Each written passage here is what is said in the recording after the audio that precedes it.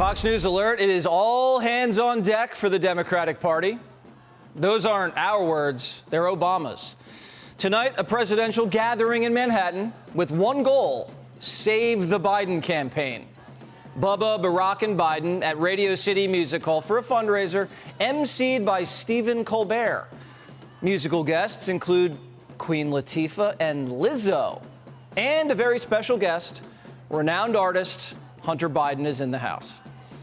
But the venue's surrounded by protesters. Not a single MAGA hat in sight. These are angry Democrats, furious with the Biden administration, angry at his foreign policy. Just another example of Biden's base collapsing. But inside, where it's warm, dry, and safe, this isn't your typical fundraiser. It's a heist. Tickets go as high as $500,000. If you want a picture with Barack, Bubba, and Biden, that'll be $100,000. The Biden campaign already announcing it's the biggest political fundraiser in American history. $25 million in one night. Although Trump made $3.5 billion yesterday, so good effort. Bubba and Barack have better things to do tonight, especially Bubba. And it's probably embarrassing Biden has to bother them. And these guys are probably looking at each other saying, man, this guy needs help.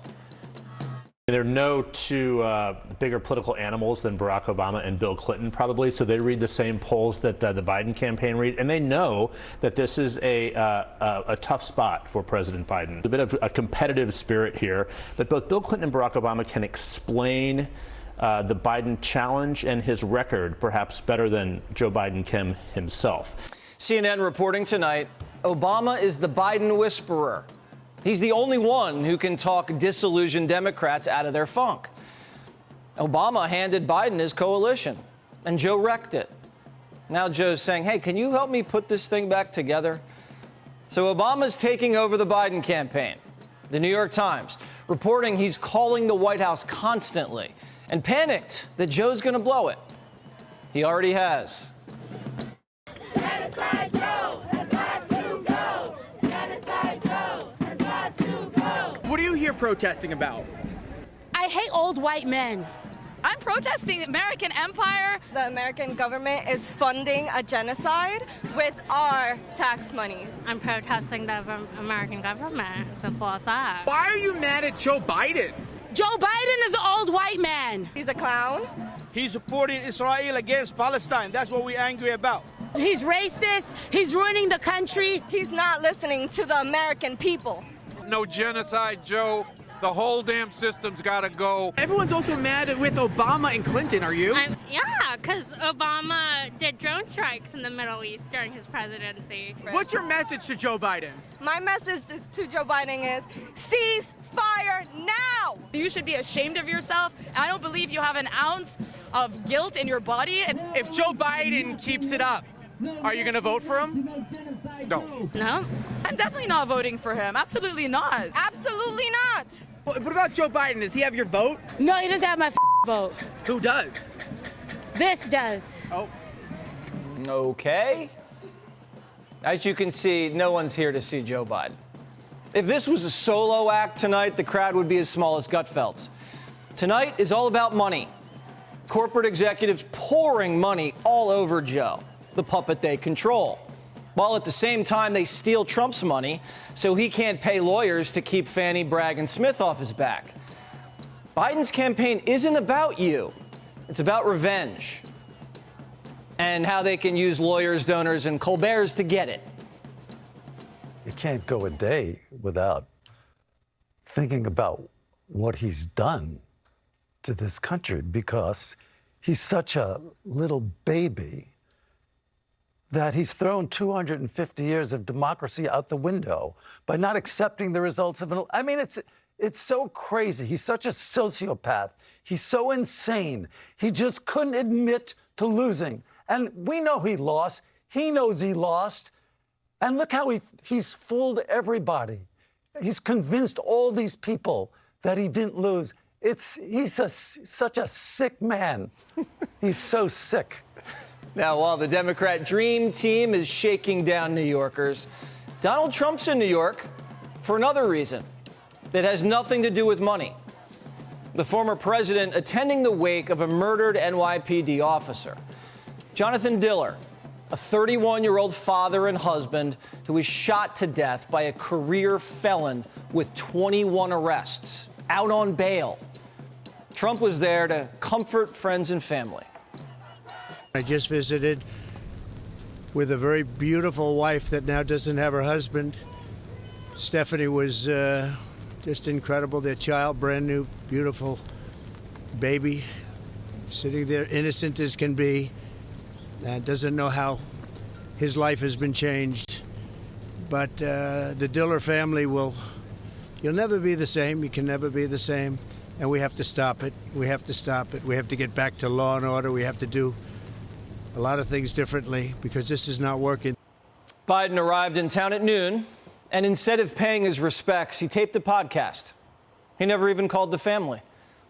The White House just said it's the gun's fault. President Biden is deeply grateful for the sacrifices police officers make to keep our community safe. This shooting is yet another painful reminder of the toll of gun violence, that what it's doing to inflict on families and our communities and our nation. This cop killer's rap sheet: attempted murder, robbery, assault, narcotics sales, 21 priors. He's out on bail and then takes the life of a cop with an illegal pistol. This has nothing to do with guns or gun laws.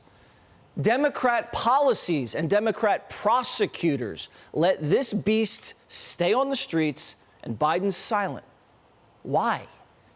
I think politically his base won't let him support the police, and I support the police, I would say, at the highest level of any president by far, maybe double or triple.